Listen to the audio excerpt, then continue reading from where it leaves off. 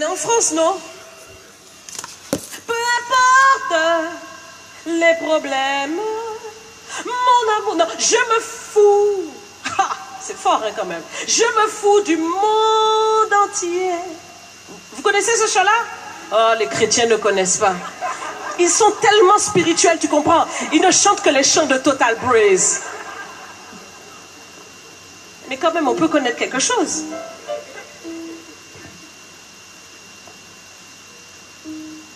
Oui, c'est ça qu'on dit, c'est le patrimoine culturel de la France. Mais il y a quand même quelque chose à comprendre là-dedans. C'est que Dieu a donné un bonheur au couple. Quels que soient les problèmes que tu peux traverser, si tu as cette clé-là, tu jouis vraiment de ce bonheur. Aïe. Mesdames, vous êtes là?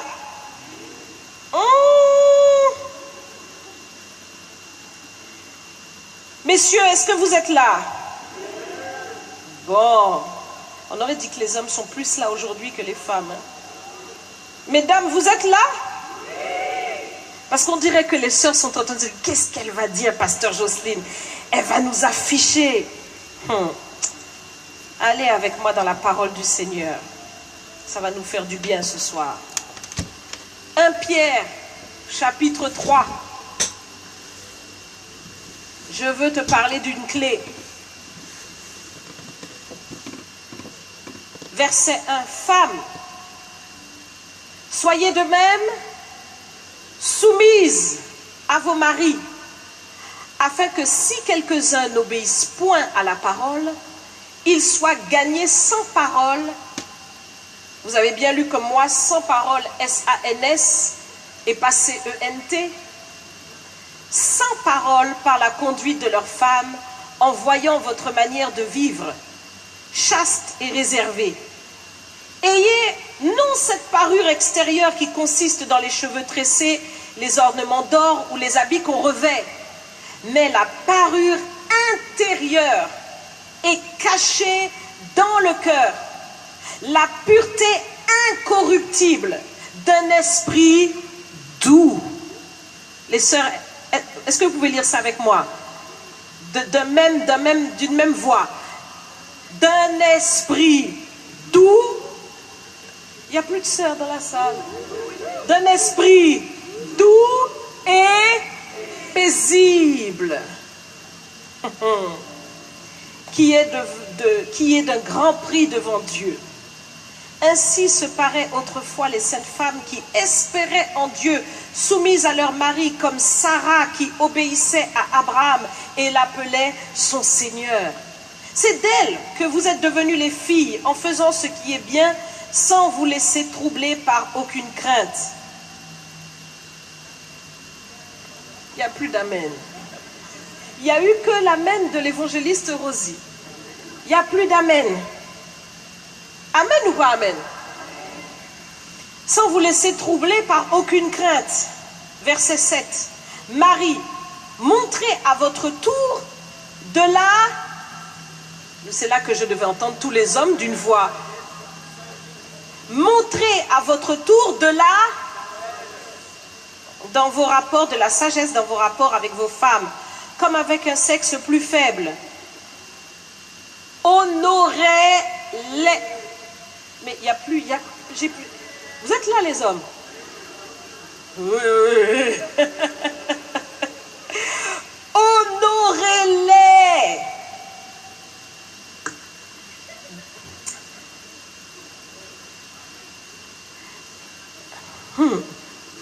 Madame, est-ce que tu peux te tourner vers monsieur? Est-ce que tu peux te tourner vers monsieur et lui demander, est-ce que tu m'honores? Oui, demande-lui. On va voir tout ça, on va voir la clé. Je ne vous ai pas encore donné la clé. Pose-lui la question, est-ce que tu m'honores? Bon. Aujourd'hui, on va avoir la clé. Honorez-les comme devant aussi hériter avec vous de la grâce de la vie. Qu'il en soit ainsi, afin que rien ne vienne faire obstacle à vos prières. Déjà, si vous voulez qu'il n'y ait pas d'obstacle à vos prières, il faut prier, messieurs. Est-ce que vous priez? Parce qu'il y a beaucoup d'hommes qui disent, ma femme prie. Toi, tu es une femme de prière, prie. Mais là, il nous est dit que l'homme prie.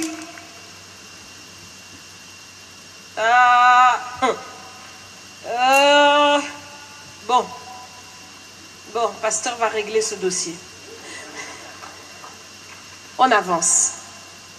Pour tout ça, que ce soit la femme qui doit se soumettre à son mari, ou que ce soit l'homme qui doit honorer sa femme. Et dans Éphésiens, il nous est dit que l'homme doit aimer sa femme comme Christ a aimé l'Église. Aïe, aïe, aïe. Et s'est donné lui-même pour elle. En la sanctifiant par sa parole. Ça veut dire, messieurs, qu'il y a tout un travail là. Tout un programme. Cette clé-là est merveilleuse pour y parvenir. Si tu as cette clé, monsieur, tu sauras toujours garder le cap en instruisant, en dialoguant avec ta femme, même si tu vois que c'est difficile, qu'elle ne comprend pas certaines choses ou qu'elle n'accepte pas certaines choses, mais parce que tu es positionné dans la prière et dans la crainte de Dieu, qui est le commencement de la sagesse, alors tu vas être un homme qui d'abord se soumet à son chef, qui est Dieu. Et étant positionné comme il convient, tu sauras toujours garder le dialogue, garder la communion avec ta femme si tu as cette clé-là.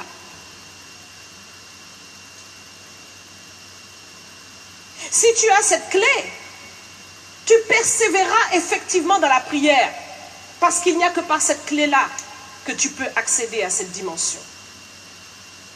Si tu as cette clé, tu feras véritablement de ton épouse une femme instruite spirituellement, parce que toi-même tu rechercheras l'instruction et tu pourras l'aider, l'éduquer par la parole de Dieu que toi-même tu connais.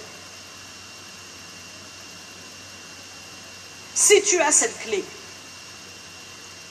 c'est une clé pour réussir ton couple. Elle est essentielle. Et sans cela, tu ne pourras pas. Malgré toutes tes bonnes volontés, mais Dieu verra quelque chose qui fait obstacle à l'usage de cette clé. Pareil aussi, mesdames, si vous avez cette clé-là, quelles que soient les choses que votre mari pourrait manifester, qui pourraient être difficiles à supporter, mais si tu as cette clé, tu persévéreras jusqu'à voir la transformation dans sa vie. Si tu as cette clé, tu accepteras cette patience qu'il faut avoir pour te soumettre, même si tu constates que ton chef, excusez-moi le terme, déraille. Si tu as cette clé. Dans le passage que nous avons pris tout à l'heure, Matthieu 19, verset 5, le Seigneur a pointé du doigt quelque chose de grave qu'il voyait dans les cœurs de ces hommes qui voulaient des prétextes pour répudier leurs femmes. Ce passage est valable pour les hommes comme pour les femmes. Parce qu'aujourd'hui, l'homme peut se lever et dire « je divorce », mais la femme aussi peut se lever pour dire « je divorce ». Et le Seigneur voyait l'endurcissement des cœurs. Il dit, c'est à cause de la dureté de vos cœurs que Moïse vous a prescrit ces choses, mais il n'en était pas ainsi au commencement. Ça veut dire que si tu enlèves la dureté de ton cœur, alors tout est possible pour ton couple. Mais c'est la dureté du cœur qui t'empêche d'aller vers ton mari pour lui dire, d'accord chérie, quand tu sais qu'il a tort, ou bien quand tu vois que tu as une autre position. C'est la dureté de ton cœur qui t'empêche de le laisser parler et de le laisser avoir le dernier mot. Ton mari dit A, toi tu dis B. Il dit C, toi tu dis D. Et ça n'en finit pas. Tu l'emmènes jusqu'à Z et tu recommences. Tu veux avoir le dernier mot. C'est à cause de la dureté de ton cœur. Comment un couple peut rester une semaine, 2, 3 jours, une semaine dans la maison, personne ne se parle. Tu rentres dans le lit, tu tournes le dos, tu commences ta nuit. Tu te réveilles le lendemain, bouche fermée à double tour. Explique-moi comment tu fais cela, si ce n'est pas par la dureté du cœur. Homme comme femme. Oh oh, il n'y a plus d'amen. C'est ce qui se passe. Tu as eu des mots, tu as eu une dispute.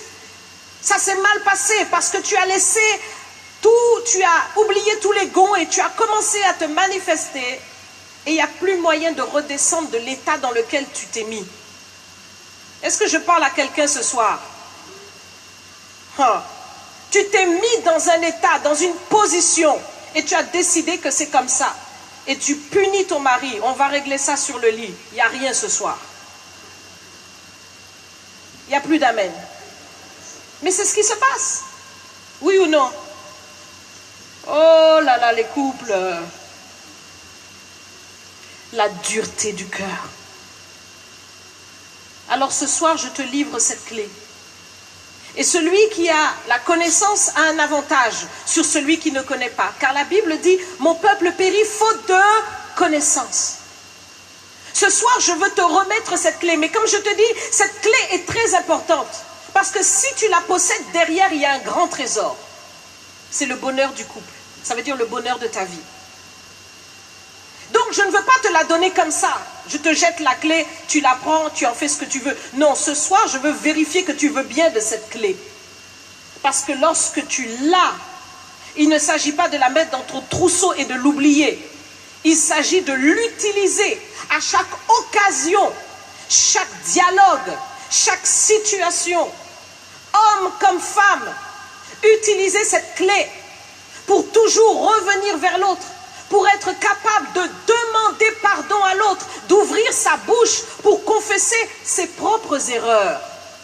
Oh là, oh, pasteur Jocelyne, tu vas trop loin là. Oh là là, confesser mes erreurs, moi un homme musclé.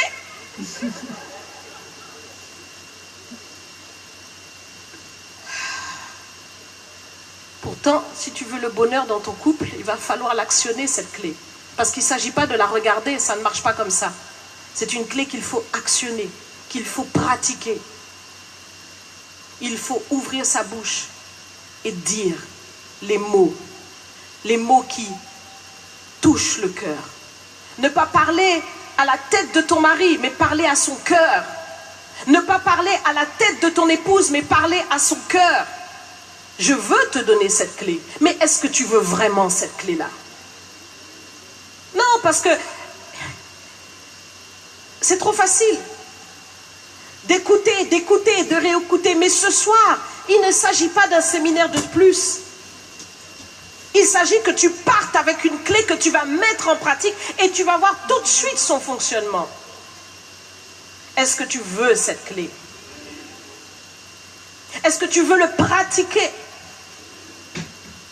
Si tu as cette clé, ta vie de couple ne sera plus jamais la même. Tu seras capable de regarder ton mari faire des erreurs et te mettre à genoux pour prier pour lui avec persévérance parce que tu sais que celui qui invoque l'Éternel dans la vérité obtient toujours miséricorde.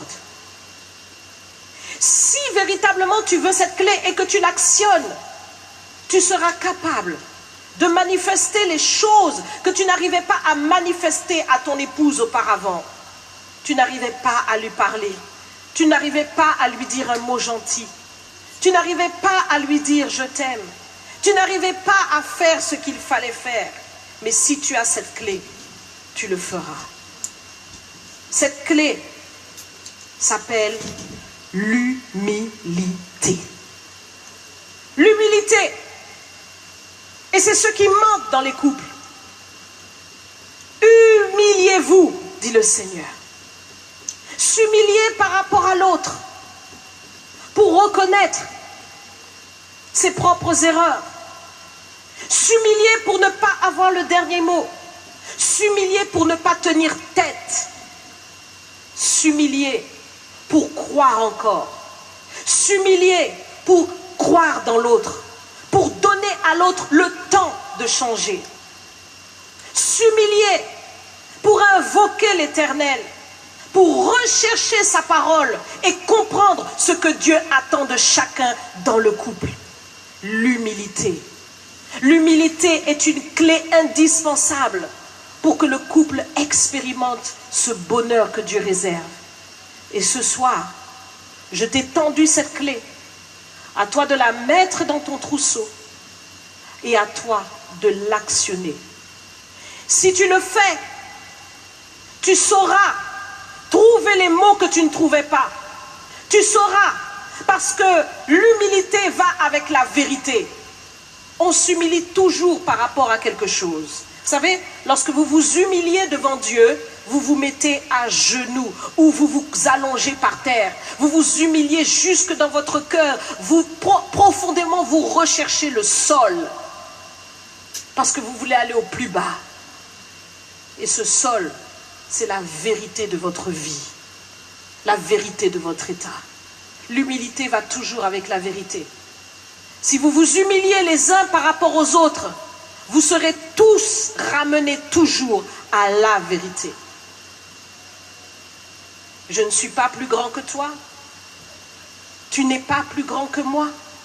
Mais ensemble, Dieu nous a fait grâce. Tu es mon chef. Tu as une responsabilité que je respecte. Et je garde ma place. Je suis le chef. Tu es mon épouse. Tu es ma conseillère. Et je respecte cela. Et je t'écoute pour mieux marcher. L'humilité. L'humilité précède la gloire. Lorsque le couple va marcher dans l'humilité, ensemble, ils feront des exploits. Et la gloire de Dieu sera manifestée. Tout le monde verra que vous êtes un couple extraordinaire. Qu'il y a quelque chose de spécial qui émane de vous. Si c'est l'orgueil qui règne dans la maison, je peux vous assurer que tout le monde le verra. Et tout le monde le voit. Il n'y a plus d'amen, mais c'est la vérité. Tout le monde le voit. Tout le monde voit que monsieur n'est pas épanoui. Tout le monde voit que madame n'est pas épanouie. Mais si tu recherches l'humilité, tu verras combien Dieu est bon pour vous. Et qu'il dit dans sa parole, je connais les projets que j'ai formés sur vous, projets de paix et non de malheur, afin de vous donner de l'avenir et de l'espérance. Que le Seigneur vous bénisse. Amen. Oui, tu peux glorifier le Seigneur parce que tu as entendu une clé ce soir. Et cette clé, tu la mets dans ton trousseau. Et je crois de tout mon cœur que tout homme, toute femme de bonne volonté dans ce lieu l'actionnera dès maintenant. Nous allons nous mettre debout dans la présence de Dieu. Et nous allons continuer de chanter avec Total Praise pour dire au Seigneur, oui, toi seul. Nous nous humilions devant toi et nous reconnaissons que toi seul est Dieu. Oui, toi seul.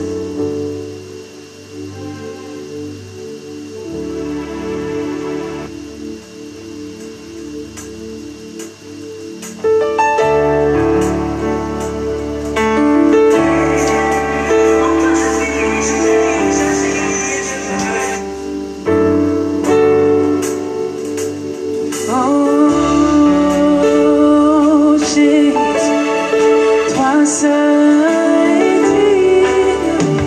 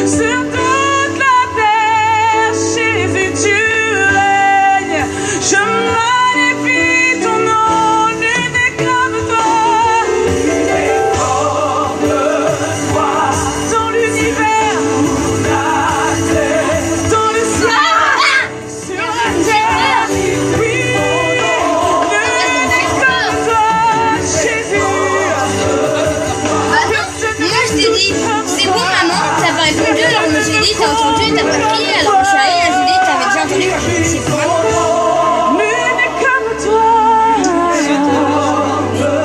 Je me déshabille, je me dis pourquoi. Et après, je fais regarder une vidéo. Mais s'il te plaît.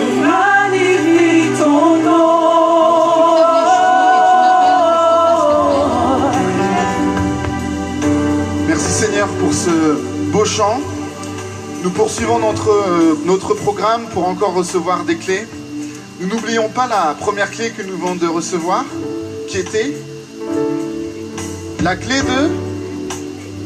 La clé de... Bon, on a tous bien compris. Nous poursuivons donc notre séminaire ce soir et donc nous allons accueillir notre orateur du soir. Il s'agit du pasteur David Goma qui va continuer sur la Renaissance. Il nous l'avait déjà dit à la première session. Donc je vous demande de bien vouloir accueillir le pasteur David Goma, s'il vous plaît.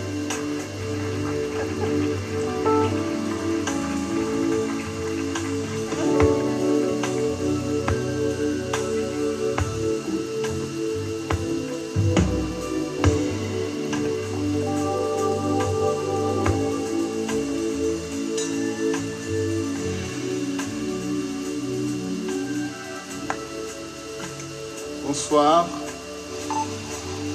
Bonsoir. Les couples, vous êtes là? Aujourd'hui, c'est le séminaire des couples. Ça veut dire que ce sont les couples qui sont là. C'est pour ça qu'on a mis ce fauteuil-là. Ça veut dire que je pourrais même demander à chaque couple de venir s'asseoir ici.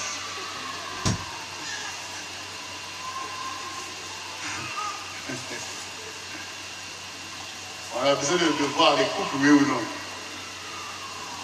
Voilà. Le couple, c'est la gloire de Dieu. Et le couple doit être dans la lumière. Voilà. Dieu ne veut pas les couples dans les ténèbres, mais il veut le couple dans la lumière. Et les couples doivent briller au milieu d'une génération qui a besoin d'exemplarité. Moi, je sais que ça peut être redoutable de venir s'asseoir là. Pour certains, ça va plus ressembler à un tribunal qu'autre chose. Mais nous travaillons à ce que chaque couple retrouve sa place là, dans la lumière, devant tous. Un couple doit pouvoir se tenir debout dans la gloire de Dieu, parce qu'il a fait le bon choix. Le Seigneur travaille. Et là où le Seigneur apparaît, les ténèbres disparaissent. Les ténèbres disparaissent, là où le Seigneur apparaît. Et là, le Seigneur, il est là et tu es dans la présence de Dieu. Et Dieu veut régner sur ton couple. Il va se lever sur ton couple. Et il va le faire. Parce que tu es là. Et tu n'es pas venu là en vain. Tu es venu là pour ton couple. Et le Seigneur a le pouvoir de guérir ton couple, de délivrer ton couple de toutes sortes de ténèbres qui avaient atteint le couple.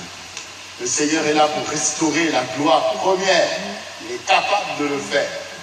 Fais-lui confiance. Ne t'inquiète pas, c'est son affaire. Il est ton secours, il est ton aide.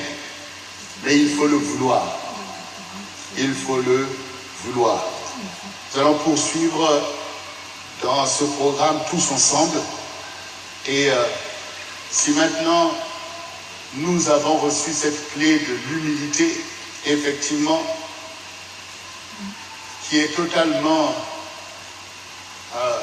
la clé de ceux qui veulent marcher avec Dieu. Vous ne pouvez marcher avec Dieu que par l'humilité. Parce que le contraire de l'humilité, c'est l'orgueil, c'est-à-dire Satan. Satan, vous savez, c'est un esprit d'orgueil. C'est pour ça qu'il a été précipité. Donc, celui qui veut marcher dans l'orgueil cherche à être précipité par Dieu. Mais celui qui marche par l'humilité cherche à être élevé par Dieu. Oui? Cherche à être élevé par le Seigneur. Donc, il faut que ça soit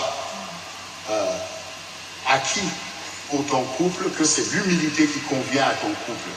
Parfois, des petits problèmes deviennent des problèmes graves par manque d'humilité.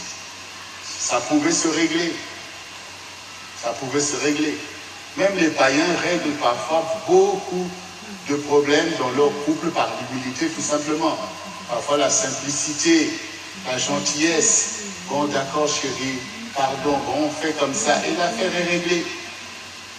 L'affaire est réglée. Parce que parfois, à l'orgueil, peut s'ajouter aussi l'orgueil spirituel. Alors ça, c'est encore grave. L'orgueil spirituel. Et derrière l'orgueil, ça cache beaucoup de choses. Souvent, l'orgueil va camoufler le mensonge, même parfois la médiocrité. Donc voilà, donc tu caches tout ça derrière l'orgueil, alors que le Seigneur est là pour t'enrichir.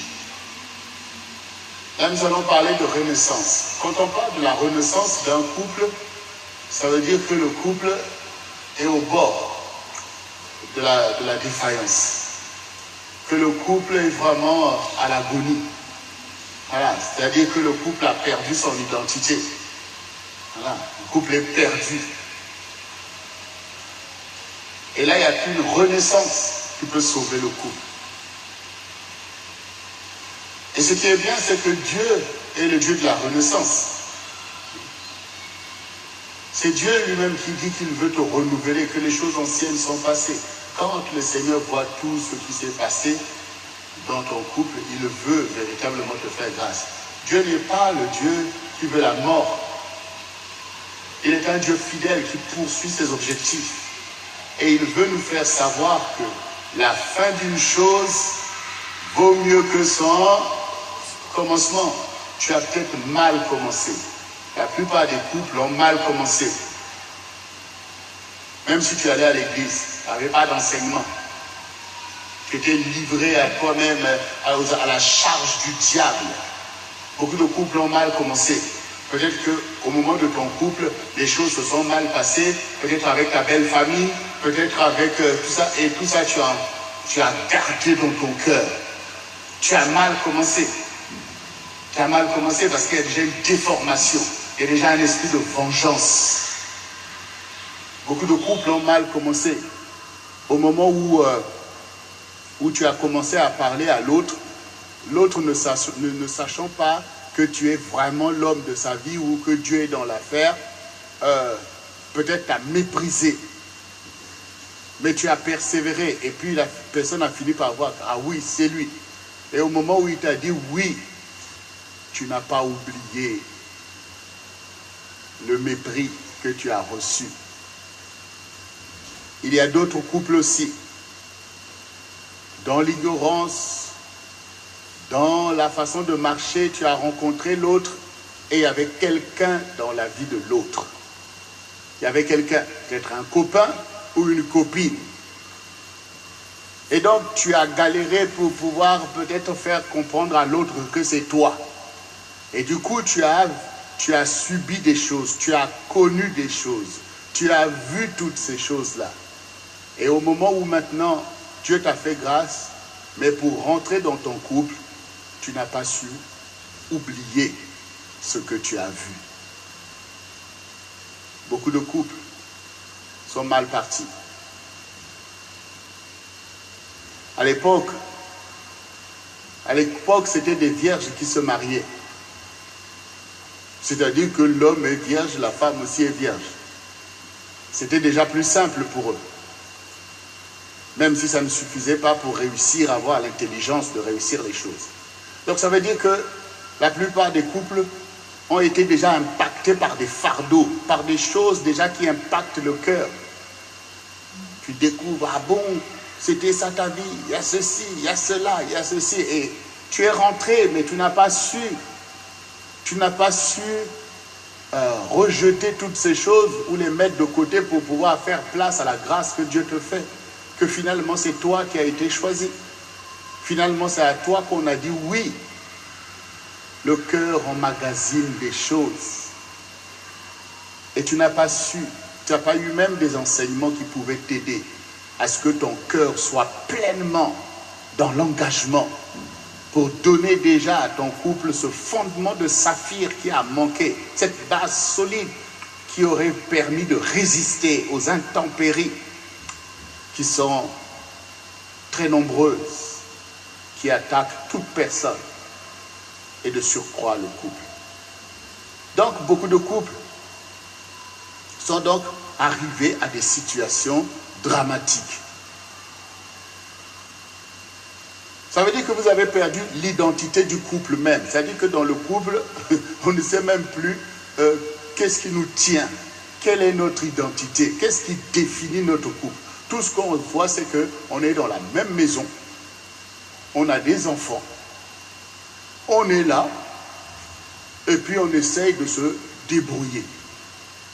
On ne sait plus se parler, on ne sait plus porter des projets ensemble, donc on commence à subir le couple. Par la grâce de Dieu, on n'est pas encore séparés, par la grâce de Dieu, on n'est pas encore divorcés, mais on ne sait pas pourquoi on est là.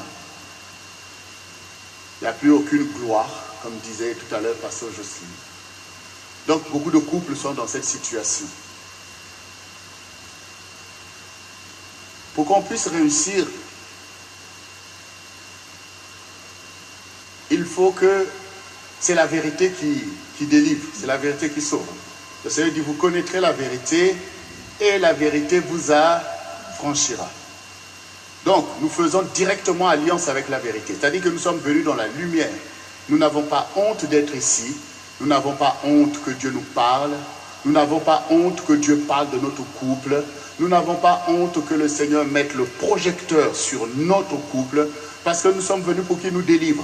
Et nous sommes dans l'humilité. C'est-à-dire que nous reconnaissons nos fautes. Nous reconnaissons nos défaillances. Il faut que tu viennes, en fait, comme quand tu es malade. La maladie est en toi, parfois personne ne voit, mais toi-même tu sais que tu souffres. Et donc quand tu vas venir devant un médecin, tu te dévoiles. Tu te dévoiles. Voilà, tu dis oui, docteur, je suis bien habillé, mais en fait là-dedans ça fait mal. Il y a telle chose. J'aime bien quand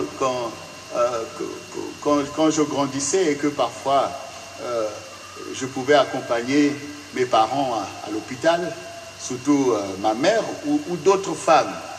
J'aime bien leur façon de faire savoir aux médecins qu'elles souffrent vraiment. Donc, vous voyez, il y a des femmes, par exemple, qui disent « Ah, docteur, vraiment, j'ai la toux, vraiment, la coqueluche, vraiment, docteur, vraiment, toute la nuit. »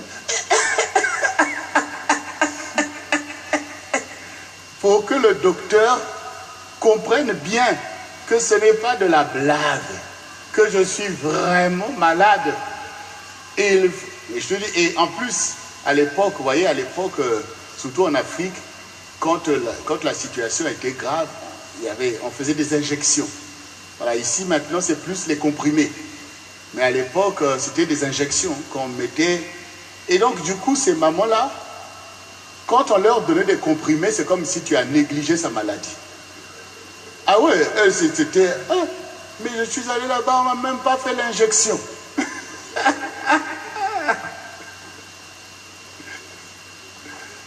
Voilà. Quand nous venons devant le Seigneur, il ne faut pas se cacher. Il faut dire, Seigneur, là, vraiment, tu le sais toi-même. Tu as besoin. Parce qu'il ne faut pas avoir ni honte de la maladie, parce qu'il faut que tu l'exposes pour que tu en sois délivré. Donc, tu connais l'état de ton couple. Tu connais l'état. Tout à l'heure, Dieu t'a révélé la valeur cachée de ton couple, la gloire de sa naissance. Donc maintenant, on arrive maintenant à la situation que tu vis. Et cette situation est difficile. Il y a beaucoup de préjudices dans le couple. Beaucoup d'injustice, beaucoup d'iniquité. Voilà, ce sont les maladies qui ont atteint ton couple. Il faut qu'on en parle. Quand vous voulez réussir, quand vous voulez marcher dans la justice, quand vous voulez marcher dans la vérité, il faut attaquer le mal. Vous voyez, il faut que tu attaques le mal. C'est pas ce qui est bien qu'il faut attaquer, parce que souvent c'est ça qu'on fait. Tu attaques l'autre. tu méprises l'autre. Non, c'est le mal qu'il faut attaquer.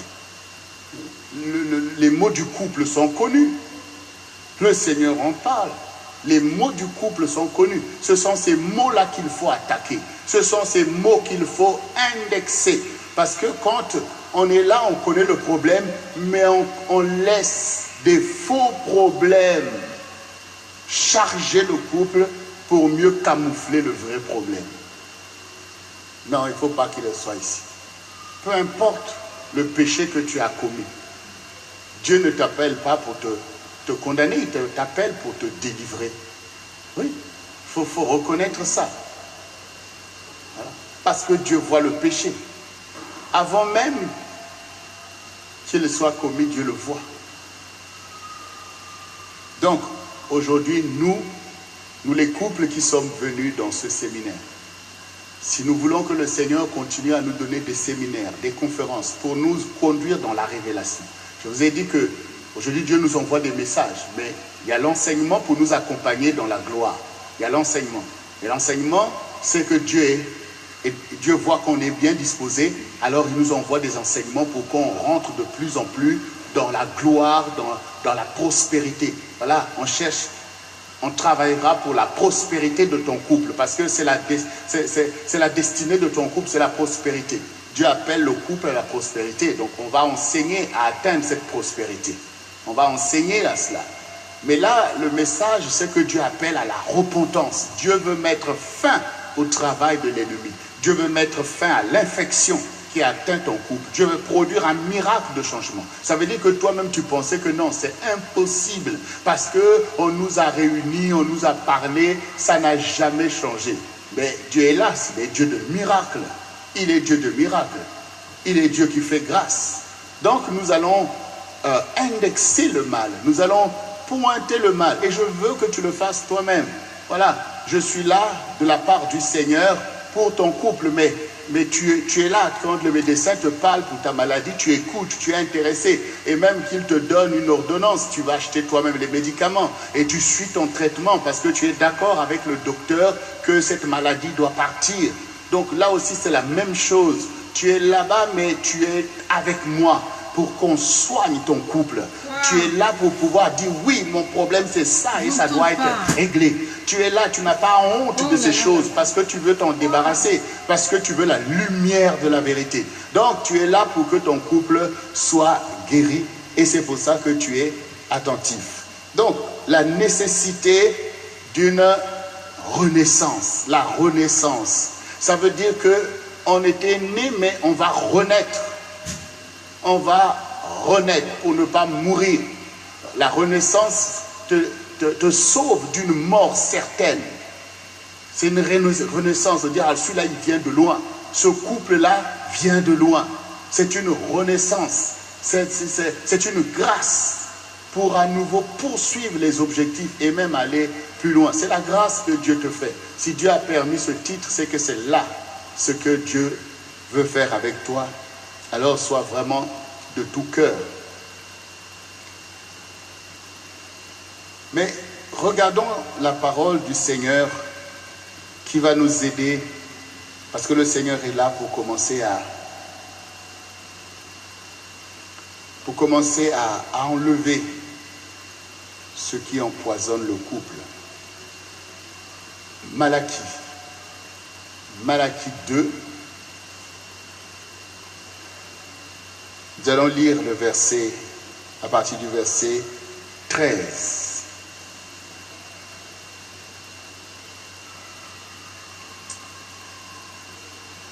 Voici encore ce que vous faites.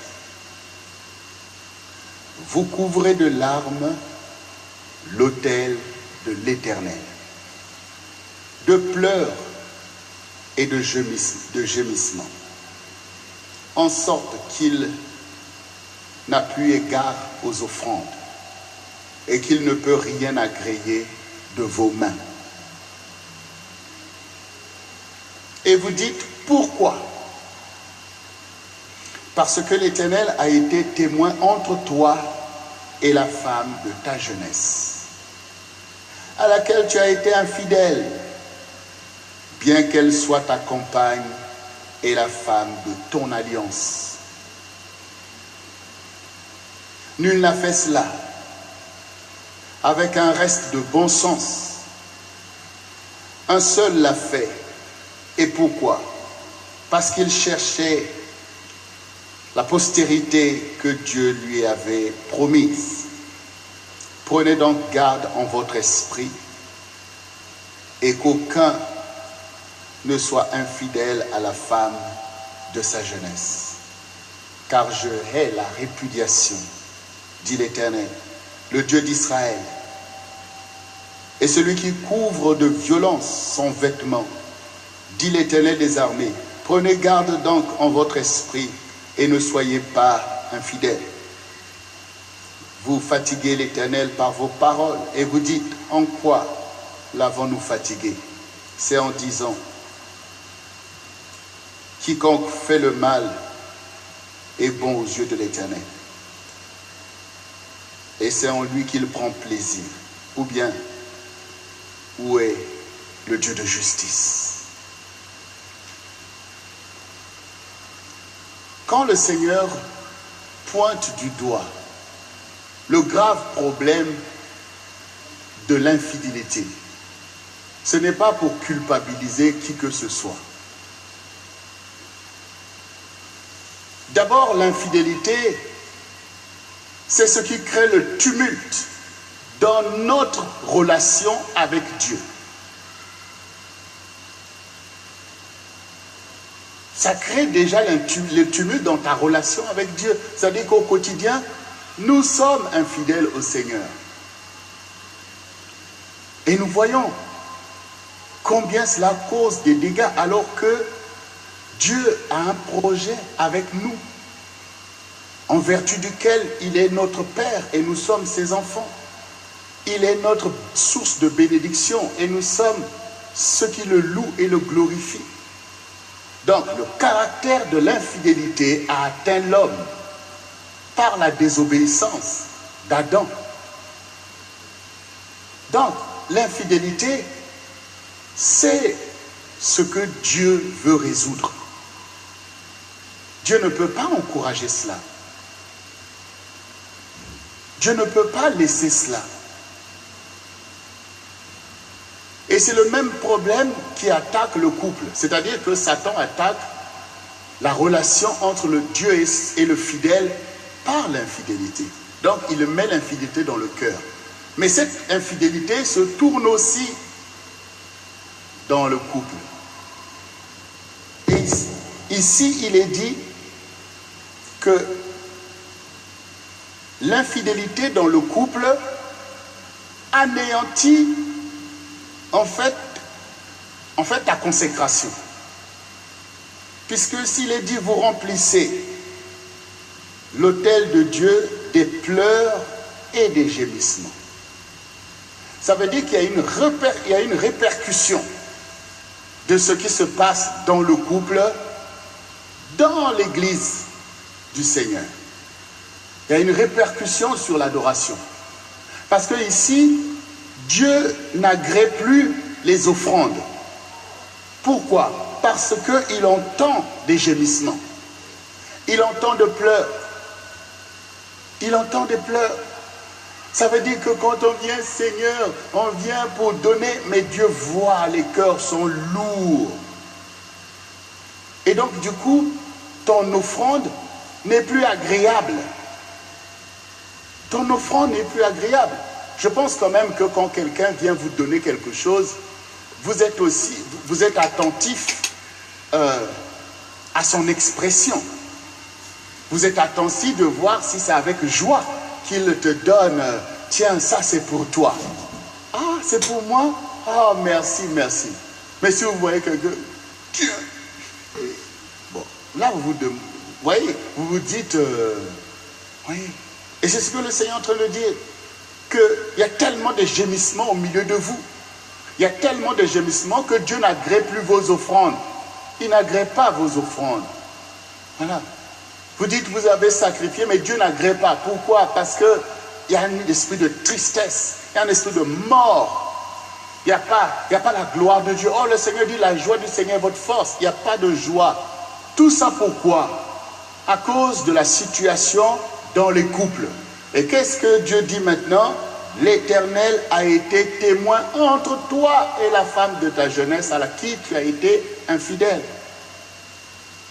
Tout à l'heure, Pasteur Jocelyne a insisté sur la position des sœurs qui n'acceptent pas cette douceur, ce côté paisible.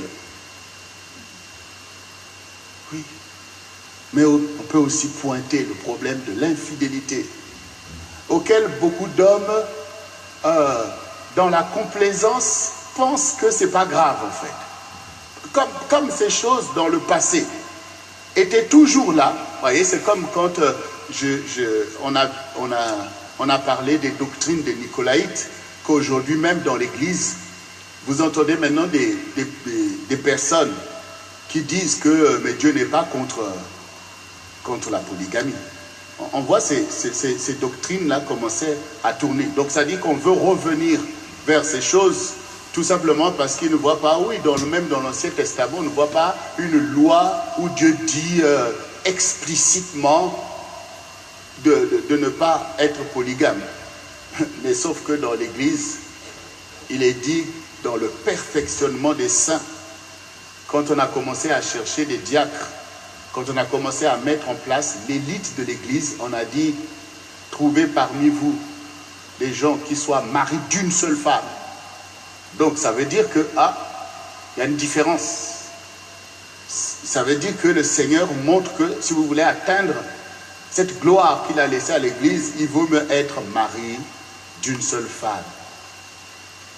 Tout ça a à voir avec la justice. Tout ça a à voir avec la justice. Quand on regarde effectivement dans l'Ancien Testament, on prendrait même les patriarches. On pourrait prendre l'exemple des patriarches. Quand on prend des personnes comme David, qui avait beaucoup de femmes, de Salomon, mais regardez vous-même l'injustice. Regardez vous-même le sort même de ces femmes. Regardez vous-même tout ce qui a atteint David lui-même. Même ses enfants se sont devenus ses ennemis. Regardez vous-même comment les frères et les demi-sœurs se sont tués. Mais donc, jusqu'à aujourd'hui, beaucoup d'hommes pensent que, bon, voilà, le fait de marcher dans l'infidélité, c'est pas aussi grave. C'est comme si c'est un avantage